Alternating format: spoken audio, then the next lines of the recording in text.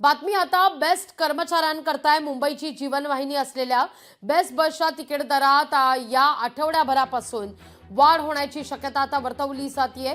बेस्टने प्रवास करणाऱ्यांकरता महत्त्वाची बातमी।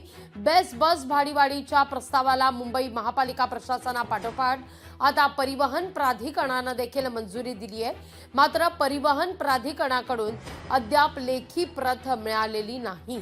त्यामुळे ती प्रत मिळाल्यानंतर या 8 मे पासून भाडेवाढ लागू करण्याची तयारी बेस्ट प्रशासनाने केली आहे। त्यामुळे मुंबईकरांना लवकरच बेस्ट बसच्या प्रवासाकरता दुप्पट भाडं द्यावं लागणार आहे। बेस्ट उपक्रमाच्या बसगाड्यांचं सध्याचं भाडं हे अतिशय कमी आहे।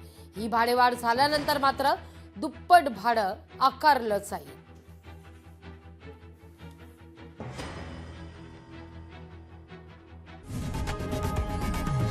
लोकशाही मराठी ऐका, पहा, जागरूक रहा।